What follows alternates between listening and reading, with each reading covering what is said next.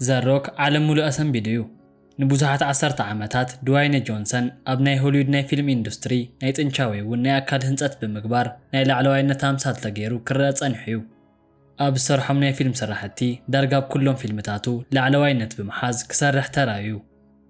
እሞ ዳ ኣብ ዝሓለፈ ሰሙን ኣብ ኣሜሪካ ብተገብረ ናይ ቬኑስ ፊልም ፌስቲቫል ዘሮክ ምስ በዓልቲ ቤቱ ናውረን ሃሽያ ኣብ እተረኸበሉ ኣጋጣሚ ናይዚ ኣርቲስት መድነቕቲ ኩሎም በቲ ዝረኣይዎ ተሰናቢዶም እዮም።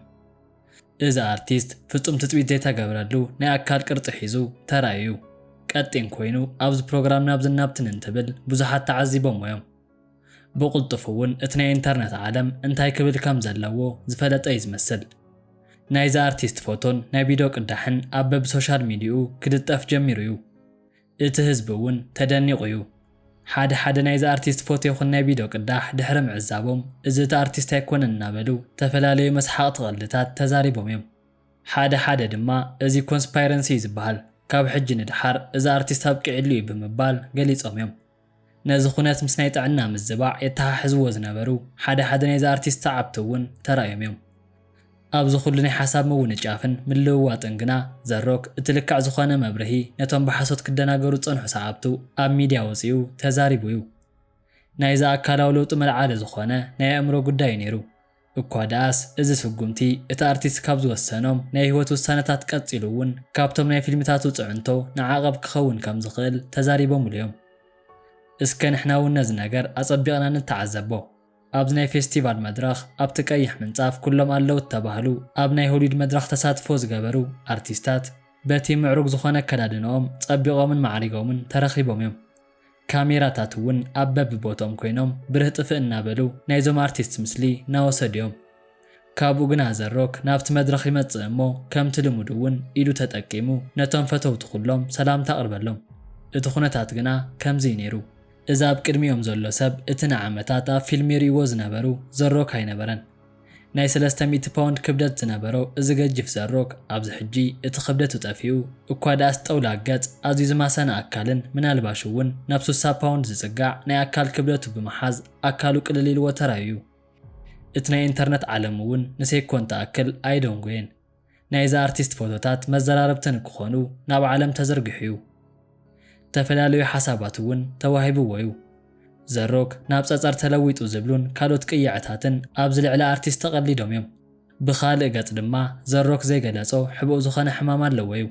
እዚ ኣርቲስት ኣብ ከቢድ ናይ ሕማም ስምዒት ውሽጢ እዩ ዝርከብ ብምባል ድማ እቶም ካልኦት ናይ ኢንተርነት ዓለም ተዛሪቦም እዮም።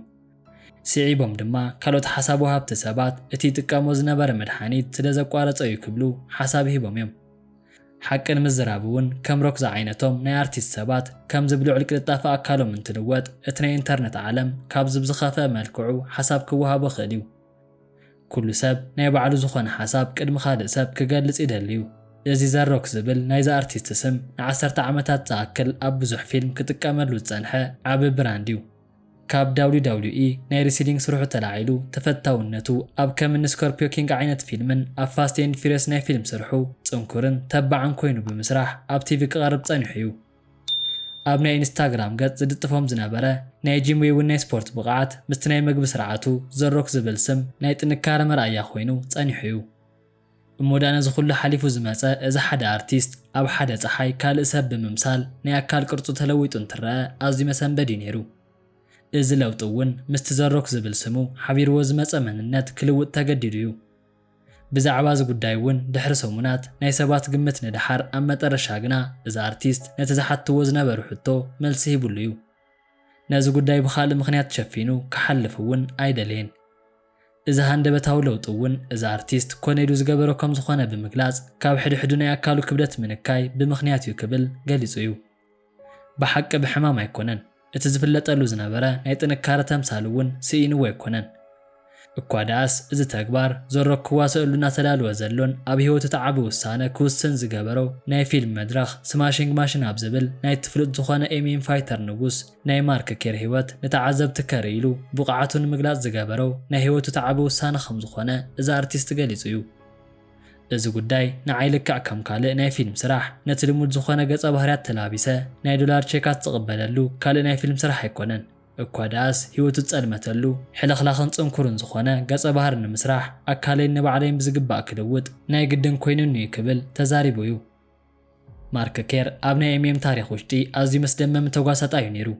ኣብ ናይ UFC ከቢድ ናይ ሚዛን ውድድር ናይ 2 ግዜ ሻምፒዮን ዝነበረ እዚ ሰብ በቲ ብቕዓቱ ድማ ዘ ስማሽንግ ማሽን ተባሂሉ ክጽዋዕ ጸንሐ ኣሜሪካዊ ሰብ እዩ። ኮይኑ ግና ናይዚ ሰብ ህይወት ብዓወት ጥራይ ተዓጀበ ይነበረን። ኣብ ዝተፈላለዩ ውልፍታትን ኣብቲ ናይ ግጥም ዓለምን ኣዝዩ ሕማቕ ህይወት ከጓንፎ ጸኒሑ እዩ። ነዚ ዓይነት ድንግርግር ገጸ ባህሪ ብብቕዓት ንክዋጽኦ ዘሮክ ከምቲ ልሙድ ናይ ኣካሉ ናይ ኣተሓሳስባን ለውጥን ከይገበረ ክመጽእ ኣይከኣለን። ነታ ኣካሉ ከም ናይ ኤምኤም ተጓሳጣይ ንክመስል ቀጺሉ እውን ኣብ ጠባዩን ኣተሓሳስቡን ዓብ ለውጢ ገይሩ እዩ። እሞ ዳኣ ከምዚ ዓይነት ለውጢ ከመይ ኣብ ሓፂር ግዜ ውሽጢ ክፍጠር ክኢሉ ዝብል እዩ። ንሱ እውን ከመይ ልዕሊ 60 ፓውንድ ኪሎ ክንክ ከም ዝኽኣለ እዩ። ኣብ ኢንስታግራም ይኹን ፌስቡክ ቀደም ዘሮክ ይምገቦም ዝነበረ መግብታት ከምኒ ብዙሓት ፓንኬካትን ናይ ሱሺ መግብን ቀጺሉ እውን ብዙሕ ዘለዎም ናይ ካርቦሃይድሬት መግብታት ኣብዚ ሕጂ የለውን። ኣብዚ ሕጂ ሕድሕድ መግቢ ተጸኒዑን ተመዚኑን እቲ ዘለዎ ናይ ካሎሪ መጠን ተራዩ ክንዲ ተደልየ ናይ ካሎሪ ዲዚስት ክወሃቦ ተገይሩ እዩ። ብዙሕ ዘለዎ ፕሮቲን መግቢ ምጡን ዝኾነ ናይ ካርቦሃይድሬት ይኹን ዕሹጋት መግቢ ሙሉእ ንሙሉእ ክገድፎ ናይ ግድን ኮይኑ እዩ። ከም ተጓሳጣይ ኤምኤም ምምሳል እቲ ቀንዲ ዓላማ እዩ ነይሩ። ኣብ ናይ ኣክሽን ፊልምታት እውን እንተኾነ ከምቲ ናይ ቀደም ግዙፍ ንክኸውን ትጽቢት ኣይግበረሉን። ከቢድ ሚዛን ምልዓልን ገጅፍ ምዃንን ኣብዚ ሕጂ ሰዓት ኣድላይ ኣይኮነን።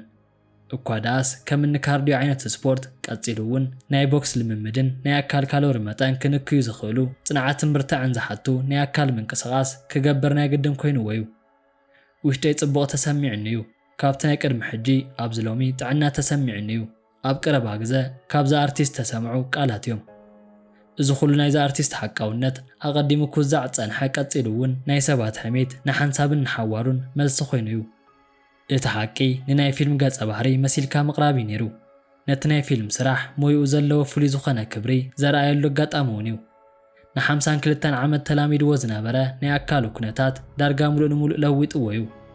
በዚ ተግባር ምኽንያት እውን ዘሮክ ኣብቲ ሓድሽ ናይ ሆሊውድ ፊልም መድረኽ ኣብ ናይ ቬኒስ ፊልም ፌስቲቫል ን15 ደቂቕ ዝኣክል ጠጠው ኢሎም ክብሪ ሂቦም እዮም። ንመላእ ዓለም እውን ብሉጽን ስርሑ ዝፈቱን ሰብ ከም ዝኾነ ዘርኣየሉ ኣጋጣሚ ኮይኑ እዩ። እቲ ሓቂ እዚዩ እናበልኩ ንሎማዓንቲ ሒዘልኩም ዝመጸኹ መደብ ነዚ ይመስል ነይሩ። ላይክን ሸርን ብምባል ድማ ናብ ኩሉ ንክባጻሕ ደገፍኩም ኣይፈለየኒ ክብል ፈቱ።